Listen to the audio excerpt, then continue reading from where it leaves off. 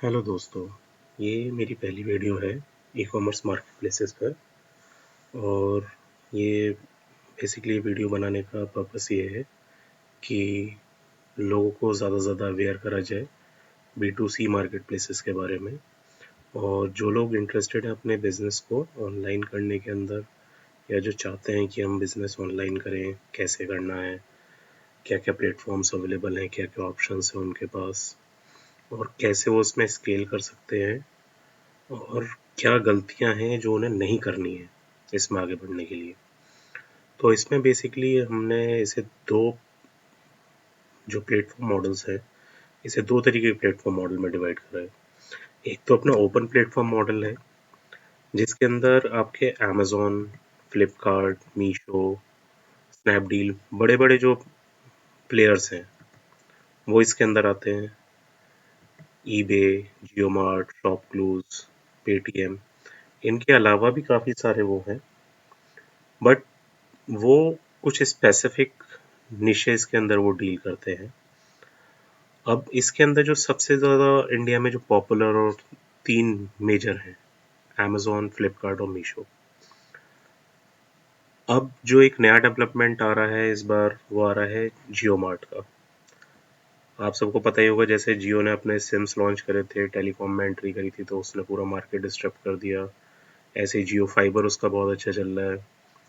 अब जियो मार्ट को उसी स्केल पे लॉन्च करने चाह रहे हैं, और इसके लिए इन्होंने बहुत अच्छा अपना ग्रॉसरी से स्टार्ट करा था बड़ी सिटीज़ के अंदर। इस समय ये हर सिटीज़ के अंदर से सेलर्स की ऑनबोर्डिंग चल रही है।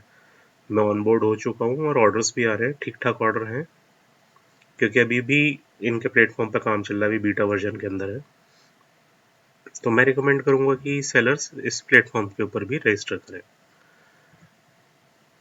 इसके अलावा आते हैं agency based models. Agency based models के अंदर आपके जैसे मिंत्रा हो गया, एजियो हो गया, नापतोल हो गया, टाटा क्लिक हो गया, प्लस और भी बहुत सारे वो हैं। बट एजेंसी बेस्ड मॉडल के अंदर जब आप रजिस्टर करेंगे तो प्रॉब्लम क्या है एजेंसी बेस्ड मॉडल के अंदर, कि आप रजिस्टर जब आप होंगे इसके अंदर, तो ये आपके रजिस्ट्रेशन को अप्रूव नहीं करते, क्योंकि इनका जो वो है मॉडल, वो इस तरीके का ही ज़्यादातर एजेंसीज को कांटेक्ट करते हैं कि आप हमें नए नए सेलर ऑनबोर्ड करवाइए। तो ये मॉडल, और ये जो एजेंसीज रहती हैं वो चार्जेस बहुत ज़्यादा करती हैं। चार्जेस इनके तकरीबन आप ये मान के चलिए कि मिंत्रा का जो मेरे को पता है वो तकरीबन 30 से 40 हज़ार रुपये, जो भी एजेंट्स वगैरह से बात होती है तो वो 30 से 40 हज़ार रुपये का चार्जेस बताता है।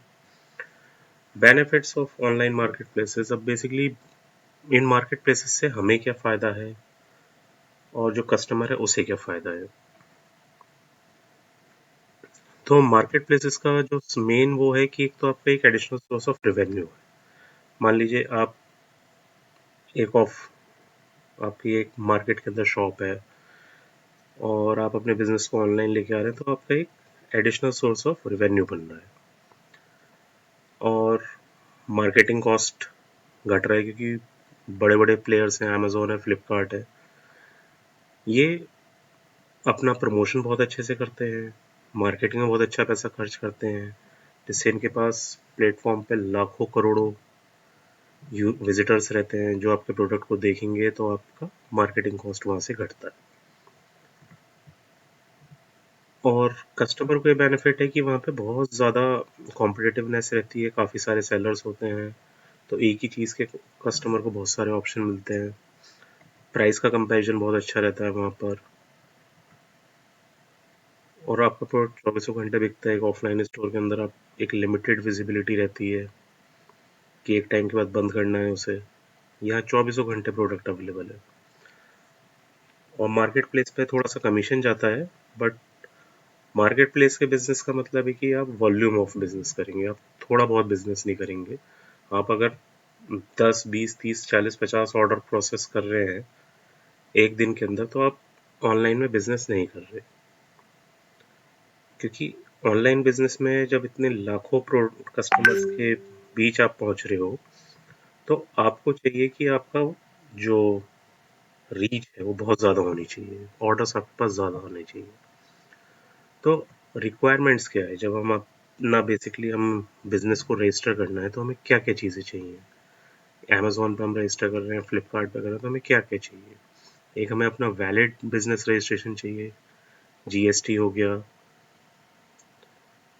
प्रोप्राइटरी फर्म हो गई, इंडिविजुअल अगर आप हैं तो आपकी प्रोप्राइटरी फर्म हो गई, पार्टनरशिप फर्म, और आपका प्राइवेट लिमिटेड कंपनी है आप भी रजिस्टर कर सकते हैं। पैन कार्ड चाहिए आपको, एक बैंक अकाउंट चाहिए, और ब्रांड नेम या ब्रांड ऑथराइजेशन, या तो आपके पास अपना खुद का ब्रांड नेम हो तो आप वो कर सकते हैं। अगर आपके पास ब्रांड नेम नहीं है तो आप और कोई ब्रांड बेच रहे हैं तो आपके पास ऑथराइजेशन होना चाहिए उस ब्रांड को बेचने का। आपको एक ऑथराइजेशन लेटर लेना होगा उनसे। इसमें सबसे इम्पोर्टेंट चीज़ है आपका ब्रांड नेम और ब्रांड ऑथराइजेशन। अगर आपके पास नहीं है तो मेरा सजेशन ये है कि आप इसे रजिस्टर करवाएं, अपना खुद का ब्रांड नेम, क्योंकि आप अगर ऑनलाइन बिजनेस कर रहे हैं आप अपना खुद का एक ब्रांड खड़ा कर रहे हैं। तो जो दो सबसे ज़्यादा क्रिटिकल पॉइंट जो मैं मानता हूँ ऑनलाइन बिजनेस के अंदर, जो मैंने अपने एक्सपीरियंस से सीखा है और मैं चाहता हूँ कि जो भी नया बंदा है वो ये गलतियाँ ना करे। तो पहली चीज़ है ब्रांड प्रोटेक्शन। ब्रांड प्रोटेक्शन पे ज़्यादा जोर मैं इसलिए देता हूँ क्योंकि ब्रांड मान लीजिए आपके पास आज नहीं है, अगर आप ऑनलाइन आ रहे हैं तो आपके पास एक ब्रांड होना चाहिए।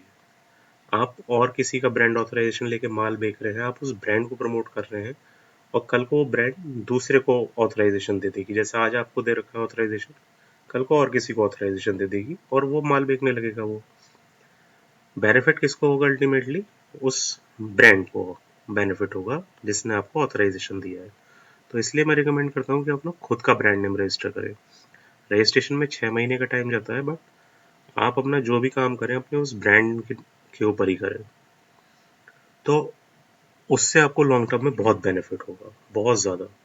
अगर आपका शॉर्ट टर्म गोल नहीं है इस बिज़नेस को लेके तो आप अपने ब्रांड पे फोकस करिए, ब्रांड रजिस्टर करिए। और इसके ऊपर भी एक वीडियो बनाऊंगा मैं स्पेशली कि आपको ब्रांड कैसे रजिस्टर करना है, किन चीज़ों का ध्यान रखना है जिससे कि उसमें कोई ऑब्जेक्शन ना आए और आपका स्मूथली पूरा ब्रांड रजिस्ट्रेशन का प्रोसेस आराम से हो जाए। और दूसरी सबसे मेन और क्रिटिकल चीज़ आती है, वो है आपकी सॉलिड सप्लाई चेन होनी चाहिए एकदम। सॉलिड सप्लाई चेन का मतलब है कि आप जो भी माल बेच रहे हैं वो आपको पीछे से उसकी अवेलेबिलिटी रेगुलर रहनी चाहिए। इसका बेनिफिट क्या है कि मान लीजिए आपका एक पर्टिकुलर प्रोडक्ट है, मान लीजिए मैं पेंसिल बेचता हूँ, तो वो पेंसिल पर्टिकुलरली मान लीजिए पूरे दिन में मैं 5 या 10 पीस बेच रहा हूँ ऑनलाइन। बट जब सीज़न आता है, सीज़न जैसे फेस्टिव सीजन्स होते हैं अपने, फिर सेल्स आती हैं, big billion day, the great Indian shopping festival, और हर प्लेटफॉर्म अपनी सेल निकालता है दिवाली के अराउंड, बीच में एंड ऑफ सीजन सेल, इस तरीके से सेल्स निकलती रहती है। तो जिसके अंदर हम थोड़ा डिस्काउंट देके चाहते हैं कि नए कस्टमर को हम अपने ब्रांड के साथ जोड़ें। तो उस टाइम क्या है, वॉल्यूम ऑफ बिजनेस बहुत ज़्यादा होता है। जैसे बिग बिलियन डे के अंदर, the great Indian shopping festival, इनके अंदर क्या होता है कि नॉर्मल डेज से तकरीबन आपका 40 से 50 गुना ग्रोथ होता है बिजनेस का। मान लीजिए मैं 40 ऑर्डर प्रोसेस कर रहा हूँ और बिग बिलियन डे के अंदर मैं उस सेम प्रोडक्ट के 400 ऑर्डर भी प्रोसेस करता हूँ, ऐसा भी होता है। तो बट वो ऑर्डर मैं तभी प्रोसेस कर पाऊंगा जब मेरे पास एक सॉलिड सप्लाई चेन होगी, मेरे पास प्रोडक्ट की अवेलेबिलिटी रहेगी। ऐसा ना हो कि मैं पार्टी को ऑर्डर प्लेस कर रहा हूँ, पार्टी कह रही है कि नहीं सर इतना ऑर्डर तो हम प्रोसेस ही नहीं कर पाएंगे। तो अगर वो पार्टी नहीं कर पाई तो आपको अपनी और पार्टीज क्रिएट करनी पड़ेंगी। तो बेसिकली अभी तो इतना ही है। मैं आपसे कहूँगा कि आप मेरे चैनल को लाइक और सब्सक्राइब करिए जिससे कि मैं कुछ इस तरीके के कंटेंट लाता रहूँ।